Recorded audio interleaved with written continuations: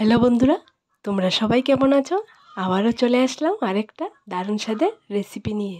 আশা করি আমার এই রেসিপিটা তোমাদের কাছে খুব ভালো লাগবে।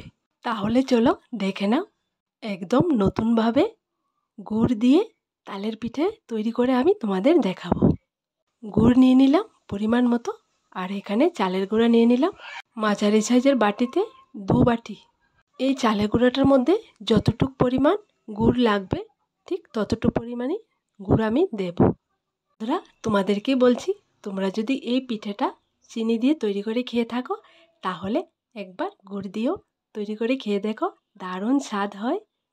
গুড়টা দেওয়ার পর দিয়ে দিলাম স্বাদ মতন লবণ।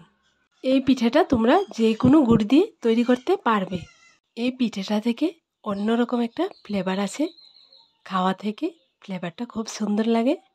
গুড় আর নারকেল একসঙ্গে মিক্সড হয়ে যে একটা ফ্লেভার আছে, ওটা থেকে খাওয়ার আগ্রহ আরও বেশি জাগে। এরপর দিয়ে দেব তালের রস। এখানে আমি আগে থেকে তালের রস বের করে রেখেছিলাম, একটু একটু করে দিয়ে পিঠের ব্যাটারটা তৈরি করে নেব। দেখো বন্ধুরা, এখানে বেকিং পাউডার বা বেকিং সোডা কোনো কিছুই অ্যাড করতে হবে না, এমনিতে পিঠেগুলো একদম নরম তুলতুলে হবে। তোমরা শুধু 1 ঘন্টা আগে এই পিঠের ব্যাটারটা রেডি করে রেখে দেবে, তারপর পিঠেটা তৈরি করবে। দেখো বন্ধুরা, ব্যাটারটা রেডি করা হয়ে গেছে। এবার আমি ঢাকনা দিয়ে রেখে দেব প্রায় 1 ঘন্টার মতো। 1 ঘন্টা রেখে দেওয়ার পর দেখবে ব্যাটারটা কতখানি ফুলেছে। তখন পিঠেটা বানানো হলে পিঠেটা একদম ফুলকো ফুলকো হয়। দেখো বন্ধুরা, ব্যাটারটা আমি কেমন ঘন করেছি, ঠিক তোমরা এরকম করে করবে। দেখো বন্ধুরা, 1 ঘন্টা রাখার পর ব্যাটারটা কতটা ফুলেছে একটা চামচ দিয়ে তোমাদেরকে দেখিয়ে দিলাম। এইবার আমি এই ব্যাটারের মধ্যে দিয়ে দেব নারকেল কুড়া। নারকেলটা আমি আগে থেকে কুড়িয়ে রেখেছিলাম, এবার দিয়ে দেব। তাই তোমাদেরকে বলি, চিনি দিয়ে না বানিয়ে নারকেল কুড়া আর গুড় দিয়ে এই পিঠাটা একবার বানিয়ে খেয়ে দেখো। একবার খেলে বারবার ইচ্ছে করবে খেতে। খুব দারুণ স্বাদের একটা রেসিপি। দেখো বন্ধুরা, নারকেল কুড়াটা দেওয়ার পর আমি চামচটা দিয়ে ভালো করে মিক্সড করে নিলাম ব্যাটারের সঙ্গে। এই পিঠেটা বানানোর ব্যাটারটা যখন রেডি করবে তখন নারকেল কুড়াটা একদম দেবে না।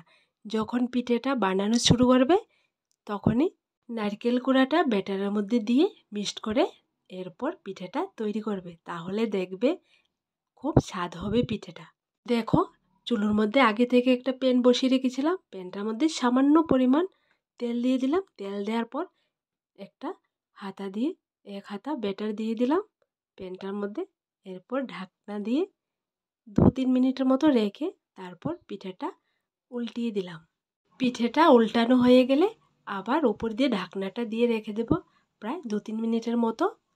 যখন দেখবে ঢাকনাটা ওঠানোর পর পিঠেটা একদম উপর দিকে ফুলে আছে, তখন নামিয়ে নিলে হবে একদম নরম তুলতুলে তালের পিঠে। দেখো বন্ধুরা, পিঠেটা হয়ে গেছে, এবার নামিয়ে নেব।